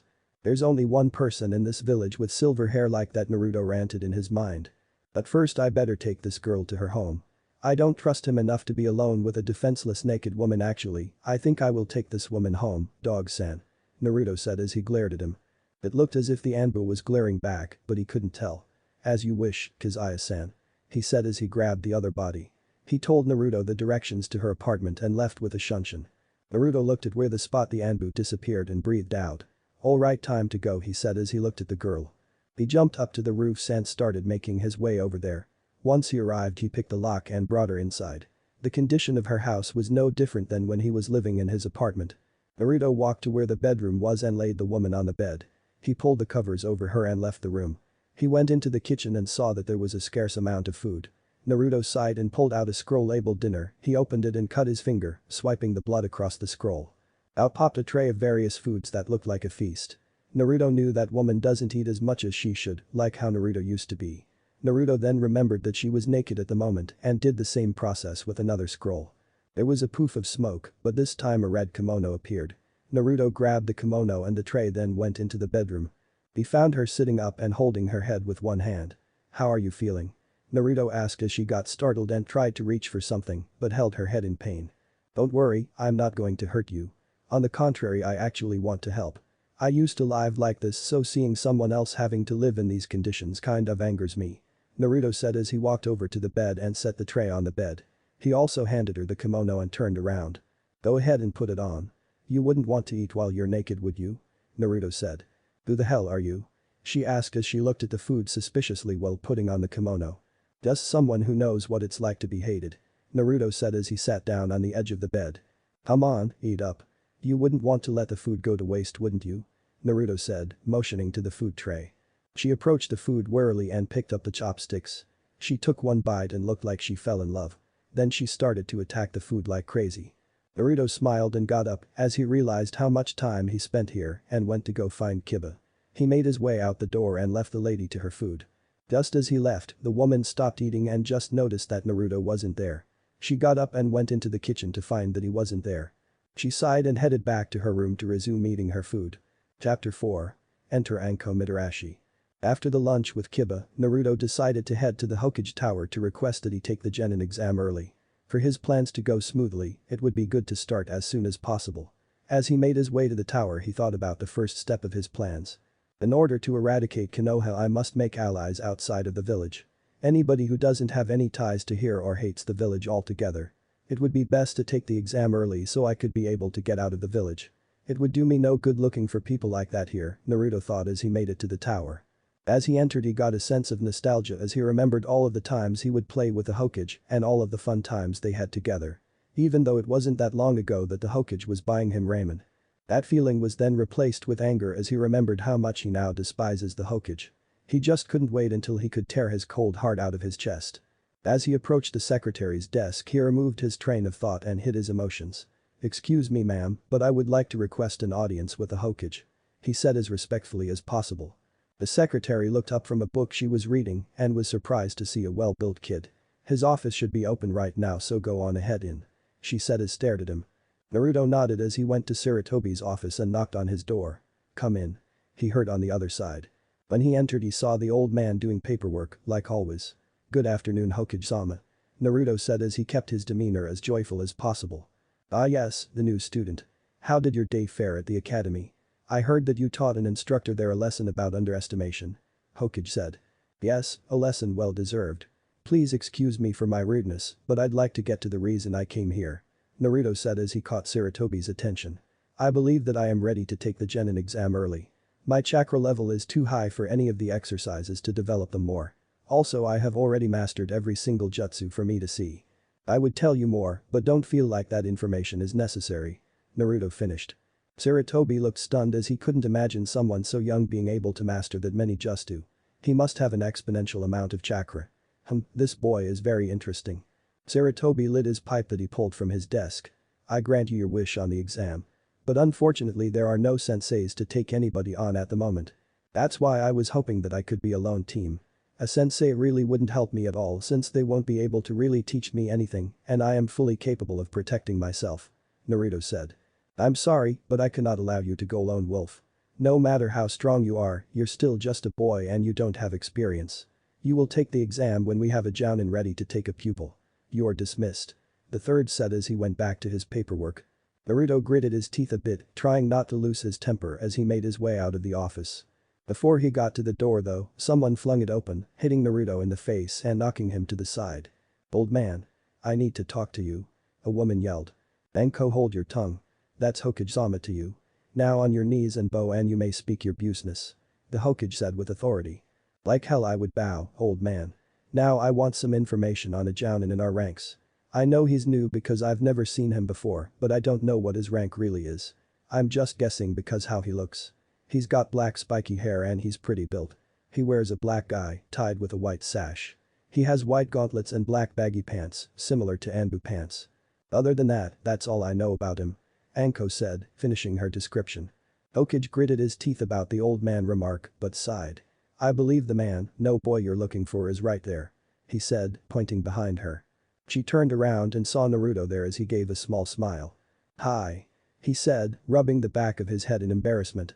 Anko walked up to Naruto and smacked hard across the face. That's for leaving without giving me a name. She yelled. Well sorry, I had to get back to this person I was with. When you leave him alone he gets annoying and Kiba getting annoying isn't something. He was cut off as Anko's lips met his. Naruto's eyes widened as he didn't expect it.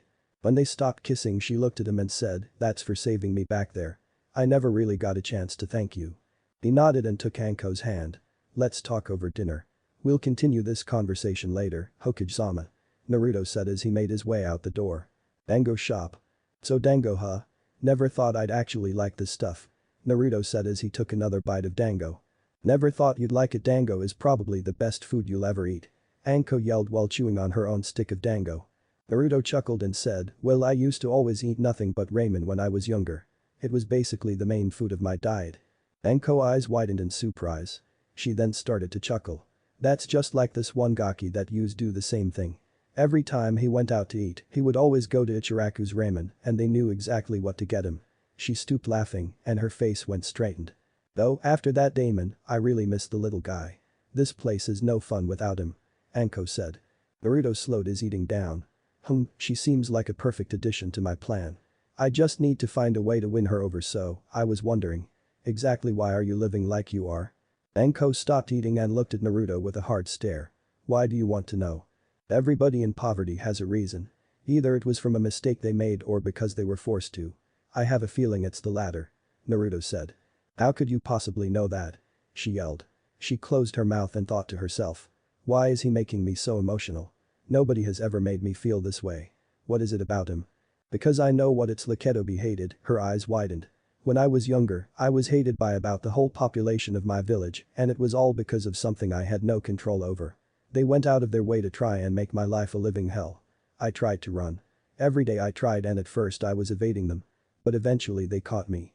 I was at their mercy and eventually I had lost hope. Then one day, they pushed too far and something in me snapped, then I pushed back. Things got bloody and that was the end of that. It's what made me into the man I am today. Anko's eyes widened as she started to piece the puzzle together. And Naruto? She asked with hope. Naruto smiled. I think an introduction is finally in order. My name is Naruto Uzumaki. Naruto said as he gauged her reaction. She sat stunned as she was looking at the living and breathing Naruto. The Naruto that was beaten and scorned for carrying the Kyuubi no Yoko. The Naruto that died just a few days ago. But you died, didn't you? I mean the old man wouldn't lie about you dying, so it had to be true Soho. Anko asked in confusion. As much as I'd like to tell you, I don't really know if I can trust you. If this information got out to the wrong people, it can completely screw up my plans. Now, enough about me. Why are you hated by the leaf? Anko grabbed the back of her neck and shivered. You won't laugh at me or hate me. I would never do that. I know exactly where you're coming from and I want to get to know you. Naruto said with a smile. Anko blushed a bit but shook it off. Well, it all started when I met a man named Orochimaru. Anko began telling her story about how she was abandoned by him and how she was marked with a curse. Every time he's anywhere close or if I even think about him, this mark burns and starts to cause me a lot of pain. And it just reminds me how much he still has control over me. I just wish I could get rid of it. Naruto smirked to himself as he realized, I think I just found the perfect way to earn her trust I'm pretty skilled with seals myself, he said as his smirk widened when he saw her eyes grow bigger, if you're willing, I could have that curse seal off of you in a few hours. Anko narrowed her eyes. Bullshit. Not even the seal master Jiraiya can break the seal. Naruto looked at Anko seriously. As much as I'd like to argue that point I can't. I don't really know much about Jiraiya, but I'm guessing he's an expert in the art. You must have respect for his ability in seals, but if you truly want that seal to come off, you have to try all possible ways. Sometimes you have to take a chance. If you want that seal to come off, I'm that chance. Are you willing to take it? Anko looked down and squeezed her hands. Yes, alright I'll do it. Anything to get this damn curse off of me. Naruto nodded as he finished eating his dango and stood up. Well, let's go to your place. The sooner we start, the better. Wait, why do we have to go to my place? Can't we go to yours? She stopped herself as she remembered. No, we can't. My place just so happens to be burned to the ground. But, enough of that. Let's get going. Naruto said as he headed out the door. They went over the rooftops to get to her house as fast as possible. Anko watched as Naruto was jumping and realized how much he's grown in such a short time. How did he do it? She wondered to herself as she thought of all possible reasons, but none of them made sense. When they arrived, Naruto let himself in. Alright, to begin I can't be exuding any chakra and I'm sure you haven't noticed, but I've had a henge on for the whole time. Naruto said as he made his way into the bedroom. A henge? How did I not sense the chakra? How is it that he could keep a henge hidden from the Hokage, and even from me? Release. Naruto said as a poof of smoke covered him. When it went away he was back to his normal 12-year-old self. Anko's eyes widened as she saw how much bigger he got, though it may have only been in height, she also looked and saw that his build increased a bit as well. But what made her freak out the most were his eyes. That's T the Sharingan. How does he have it? He's not in a Uchiha, is he? Wait, what's that other eye? I've never seen it before. The whole time one thought was going through her mind. What happened to you, Naruto Uzumaki? She asked. Naruto smiled. I'll tell you, but after we've gotten that curse off of your neck. Now take off your fishnet and jacket. He said as he pulled out some scrolls. Why do I need to take off my clothes? Anko yelled skeptically. We can't risk any fabric getting in the way while we're trying to remove the seal. If anything goes wrong, it could be fatal. Naruto said as he removed his gauntlets. She pouted but gave up arguing as she took off her clothes. Naruto turned around as he was ready to start. He immediately blushed as she took off every piece of clothing and was laying down in a very provocative pose. What's the matter, Naru-kun? Do I not look appealing to you? Anko purred. Naruto tried to look away, but his gaze was stuck on her body. You didn't have to take your skirt and panties off too. Naruto said as his blush got even redder. Anko smirked. Well, if I was going to take my jacket and fishnet off I might as well take everything else off. Besides, weren't you the one who said that we can't risk any fabric getting in the way? But why are you complaining? Is my body not appealing to you? She said as she stretched to make sure Naruto got a good look. Naruto looked away as he started to get a nosebleed. No, you very beautiful, sexy even, but I think we should get that seal off now. Anko pouted. You're no fun. Fine, let's just get this over with. Anko said as she rested her head on her arm. I need you to lay on your back and relax completely. I'm going to place a seal over yours and it will slow destroy the curse. It may take a few hours so you have to stay awake the whole time. After I place the seal you can move around, but you cannot put your clothes on until the curse is completely removed. You ready? Anko nodded as she laid on her back and took a deep breath. Alright, go for it. Naruto nodded as he went over to side of the bed and pulled out a brush. He positioned himself right next to Anko's seal. He took a deep breath and began drawing the seal on hers. About a half hour later he was finished drawing. Naruto breathed easy as he looked at Anko. Still awake. She nodded in confirmation as she opened her eyes. Whew, that was grueling. I thought I was going to pass out just from the pressure. Alright, here we go. You most likely will feel some pain throughout this experience. So I want you to tell me when it hurts the most so I know at what rate of speed that my seal should destroy yours. After that I'll put a suppression jutsu over it so you won't constantly feel the pain. Naruto said as he clapped his hands together. Forbidden jutsu. Seal Devourer level 1. He yelled as the seal glowed on Anko's neck. Anko cringed a bit as it was painful, but she knew she could go further. A little more. She said. Naruto nodded as he clapped his hands together again. Forbidden jutsu. Seal Devourer level 2. He yelled. Anko bit her lip and drew blood as it was starting to get very painful. Just a bit more. She managed to say. Naruto looked at her concerned as he didn't think she'd go past level 2. Alright then, he said as he repeated the process. Forbidden jutsu. Seal Devourer level 3. Anko finally screamed as she grabbed onto the sheets. Alright, that's enough. Naruto nodded as he did some hand seals. Relief. He yelled as Anko's screaming started to die down and eventually she was just breathing hard. Alright, the hard part's over. Now all we have to do is wait. For now let's get something to eat. We have to keep you awake the whole time. Naruto said as he held out his hand. Anko took it and pulled herself off her bed. Okay. I'm alright. She said catching her breath. She tried taking a step but almost tumbled over as Naruto caught her. He grabbed her and picked her up bridal style. I guess I'll just have to carry you to the kitchen. Naruto said as he made his way to the kitchen. He sat Anko in the chair and made his way to the refrigerator. Before he opened it he heard a knock at Anko's front door. Wonder who that could be. Naruto said as he put his hinge back up and made his way to the door. Wait, the only person that ever comes here is wait Naruto don't answer that. Anko yelled. Naruto looked at Anko. Come on, the visitor can't be that bad unless it's the Hokage. He said as he opened the door. He was wrong. There standing at the door was none other than the silver-haired Anbu from earlier.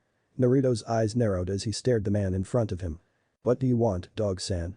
Naruto asked with a bit of killer intent leaking out. Where's Anko-chan? And what are you doing here, Kazaya? He asked. Naruto was about to say something before he was cut off. Kakashi, can you please just stop coming here trying to get laid? For the last time I said no. Anko yelled. Kakashi chuckled. Come on Anko, you know you want to. Why don't we just go to your room right now? I mean look, you're already ready for the occasion. He said, eyeing her body. Like hell I would even get anywhere near a bed with you. Just get out before I kill you. Anko threatened. Oh come Anko, I know that's an empty threat. You're still weak from earlier and your chakra seems to be even weaker. Besides that, why won't you let me fuck you huh? Are you still mad at me because of that one day? I told you that the demon was a threat and we had to get rid of it. I still don't know how it killed that whole mob, but from what I can tell, it lost its life in the process. Kakashi said. The whole time Naruto was quiet as he was just going to let this play out and intervene when needed. But after that statement, he was going to do more than just intervene. Naruto stepped in front of Anko and faced Kakashi. Did this event just so happen to occur 6 days ago? Naruto said with an emotionless face. Kakashi looked at Naruto with a bit of confusion. Yeah, it was close to midnight. There was this demon that we had roaming around. We were all disgusted that the Hokage would let that thing live even though it was only to turn it into a weapon. So I had arranged a meeting with all of the demon haters and told them to gather up. We captured and killed the demon before the Hokage noticed. I stayed hiding in the Hokage's office to make sure he didn't leave before it was done. Then I come back to see everyone dead. I was sure the demon was too because I no longer felt his chakra. Naruto stared at Kakashi, still void of emotion. He was using all of his strength to not destroy this man, no disgrace, in front of him. He was squeezing his hand until there was blood coming out. Anko looked at Naruto and knew what he wanted to do. She would let him do it, but she had a feeling it would be bad for his cover. Why would he use an alias in the first place? She thought. Alright, that's enough Kakashi. Leave. Now. Anko said with killer intent flowing out. Kakashi smirked. I'm not going anywhere. Kazaya get out. Me and Anko have some business to take care of. He said as he grabbed Naruto's shoulder. Naruto's bangs covered his eyes as he grabbed Kakashi's wrist. Don't touch me, Naruto said as he began to squeeze. He looked up into his eyes. Don't you ever touch me. He yelled. Kakashi's eyes widened as the pain of his wrist wasn't even registering. He was too busy looking at Naruto's eyes. The Sharingan. Who is this guy? He said his name is Kazaya Mishima, but only in Uchiha can have it. But what's that other eye? It's unfamiliar to me. Who are you really, Kazaya Mishima? Kakashi asked. Naruto glared at Kakashi, his Sharingan spinning. You don't get to ask questions, Kakashi. Leave now, before I decide to kill you. Naruto said as he let go of his hand. Kakashi grunted as he held his hand. I don't know who or what you are, but you've got some real nerve to do this to your superior. Naruto's body was surrounded in a black aura. I'm not going to tell you again. Leave. Now. Naruto said as he was about ready to punch Kakashi with all of his strength. Kakashi grunted. He looked at how serious Naruto and Anko were. Fine, but don't think this is over. I'll get you back for this. Kakashi said as he started to walk away. He looked back at them. You better watch your back, Kazaya. He said as he disappeared. Naruto gritted his teeth. He took a deep breath and calmed himself. Anko closed the door and grabbed Naruto's hand. Come on, let's go to my room. I'm not hungry anymore. Naruto nodded and let Anko lead him to the bedroom. When they entered, Anko let go of his hand and sat down on the bed. She patted the spot right next, gesturing for him to sit down. Naruto sat slouched as he stared at the ground. Anko looked at his face and knew that Kakashi had brought back some bad memories. She didn't want to keep prying, but she had to get some answers. How do I get him to open up without making him more stressed, she thought to herself. Naruto was fighting with his instincts. I will not hunt him down. I will not hunt him down. I'm going to hunt him down. I'm going to rip that bastard too. Before he could finish that thought, he felt Anko's arms wrap around him. Naruto looked and saw that she was resting her head on his shoulders. Anko, what are you? She pulled him down towards the bed as she rested her head on his chest and wrapped her leg over his. Naruto, I know what you're thinking, but from what I can tell, you don't want to blow your cover. Naruto's eyes widened in surprise. He smirked and just laid back. Naruto took a deep breath. Okay, so what do you want to know? I can guess that you have a whole lot of questions to ask. Anko did a happy dance in her head as her plan worked. First of all, what happened on that day? Well, there's a whole long explanation to that, but to sum it up, I've got 3 very powerful ancestors with a very powerful bloodline that awakened when I was knocked out during my torture. After that, I went to the old man's office thinking he was going to help me. But I learned the truth about what he thought about me. That's when I met Tsume and Yuzuka. She helped me hide for the night because I couldn't be in my apartment anymore for obvious reasons. The next day after I went out to train so I can completely harness my newly obtained powers. Then I came back just today actually. Naruto finished as he thought he may have said too much, but he didn't care at this point. He believed Anko was trustworthy. She sat there for a minute, thinking over everything she was told. After a few moments she spoke again. Wait a minute, how were you able to train in just 5 days? Well, actually there's this place I went to where time was very different. I trained for 5 years in there and on the outside only 5 days had passed. He said as he smirked at her perplexed expression. Wait, so you mean you're actually 14 years old? Anko said in surprise. Naruto nodded. Any more questions? He asked. Who are those 3 ancestors? She asked. Well, you won't know the other 2, but you might know one. Madara Uchiha is his name. Naruto said as he noticed her eyes widen. You mean the Madara Uchiha, one of the founding fathers Konoha and the true leader of the Uchiha clan? Well, I wouldn't really praise Ajisen that much, but yes, that is the gist of it. Other than that, any more questions? Naruto asked. Anko thought to herself. Yeah, just one. What were you talking about when you were in the old man's office? Ah yes, that actually brings me to my current predicament. You see, I requested that I take the Genin exam early for my own reasons, and he said that there are no Jounin ready to take on any Genin. Naruto said as he closed his eyes. Anko looked at him. What exactly are your reasons? Naruto opened his eyes and looked back. As much as I trust you right now, I don't know if I can really trust you with that information. I entrusted it with Tsume mostly because I let my emotions get in the way. I was hurt and she was the one who comforted me. I'm just glad she sincerely wanted to help me. So anyway, right now I just have to look for someone willing to be my Jounin. Naruto said as he had his index finger against his chin and thought. Anko raised her hand in the air and raised it frantically. Naruto looked at her with a raised eyebrow. Yes, Anko. I take the Jounin exam in just a few days, so I can be your Jounin. Anko said as she was hoping he would say yes so she can get some answers. Naruto gave her a serious look and noticed how excited she was. Maybe I can trust her with this. I guess you can say that this will be the test, alright, fine. When you are able, you shall be my Jounin, Anko. Naruto said as he smiled at her. Anko smiled back and yawned. Well, I'm sleepy, is the seal done yet? Naruto sat up as he had completely forgotten that he had the seal on her neck. Alright, it should be done by now, he said as he sat up. Let's get that off of you. Anko sat up and slouched over so her neck was exposed. Alright, let's get this over with. Naruto looked at her neck and saw that her seal was completely gone and it was only his seal on her neck. He placed 2 fingers on her and pointed 2 fingers up to the ceiling. Release. He yelled as his seal glowed and then disappeared. Anko breathed out as if a huge weight was lifted off of her shoulders. She laid down on her back, caught her breath. Were you glad that's over? Naruto got up and headed to the door. Alright, I guess I leave you to your rest. He was about to open the door when Anko grabbed his arm. He looked at and saw her smirking. Why don't you come and sleep with me? You must be tired and you don't have to go to wherever you're going when you have a perfectly good bed right here. She said as she pulled him towards the bed. Naruto blushed and couldn't argue with her logic. Anko turned off the lights and pulled them both into the bed. Anko pulled the covers over them and put Naruto's arm under her breasts, cuddling him. Naruto couldn't help but think of the irony of the situation. Just 5 years ago I was doing the same thing with Tsume. Well, I can't really complain, can I? Naruto said as he closed his eyes and pulled Anko closer. Like I said before, life is good. What if Naruto trains in a time chamber? And thanks for watching my video till the end. If you enjoy this content, then do consider subscribing to my channel and leave a like if you guys need the next part. Comment down, and thanks for watching the video and see you guys next video.